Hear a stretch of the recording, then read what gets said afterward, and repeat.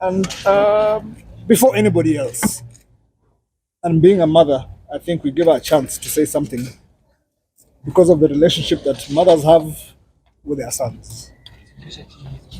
So, kindly, mom, if you can, just a short word. Okay.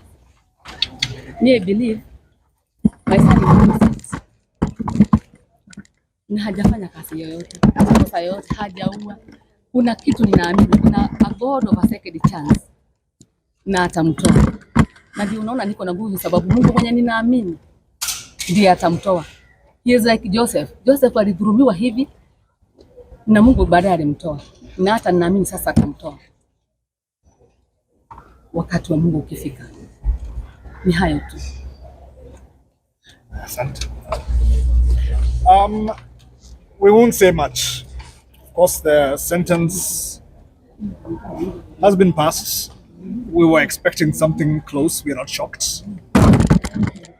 And let me whet your appetite. I think all of you remember those words. Those are not my words. Those are the words of the Honorable Lady Justice Njoka, when she was passing the sentence on Jowie. We all remember those words. Let me whet your appetite.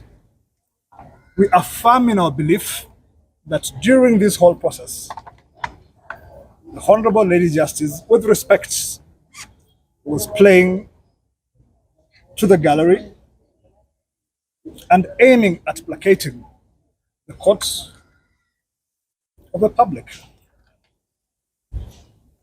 And this is why we are adamant in our belief that that judgment delivered in court, completely and substantially different from the written judgment, because it was made to placate the public. Jowie is innocent, and at the Court of Appeal, we will be vindicated. The notice of appeal is ready. We're just waiting for a little time to maybe further discuss before we proceed. But one thing is clear. The Honorable Justice built a mountain out of the clothes that Jowie wore, especially those brown khaki shorts. She had to build a mountain on those shorts. Why? Because those are the only things that she had that would link Jowie to the death of Monica Kimani. Purportedly because a drop of blood was found with Monica's DNA on those shorts. That was the only link, apart from all the rubbish circumstantial evidence. That was the only link that this court had to lay its case on. But then, were those the same shorts that Jowie wore? The defense was adamant that those shorts which were exhibited in court were not the same shorts that Jowie wore.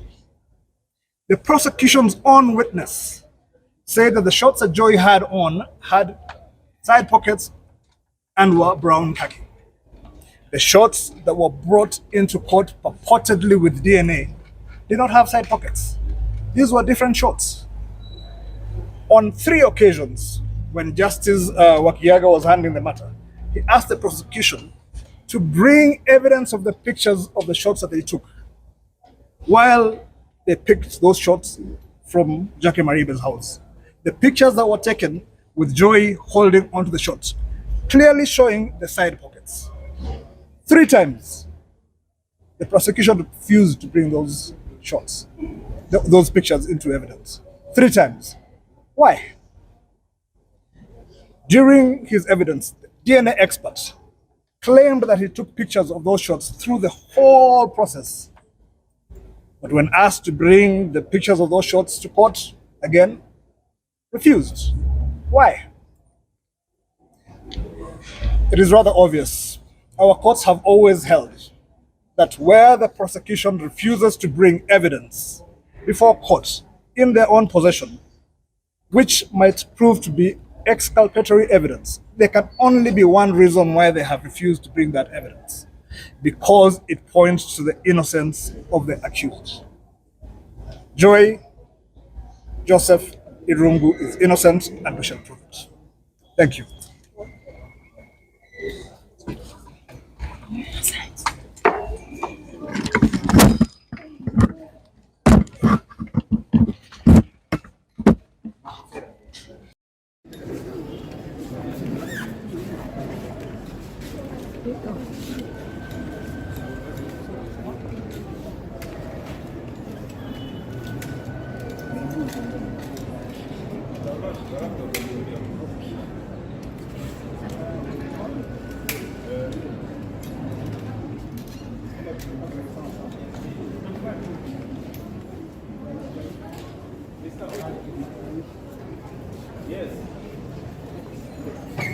Check.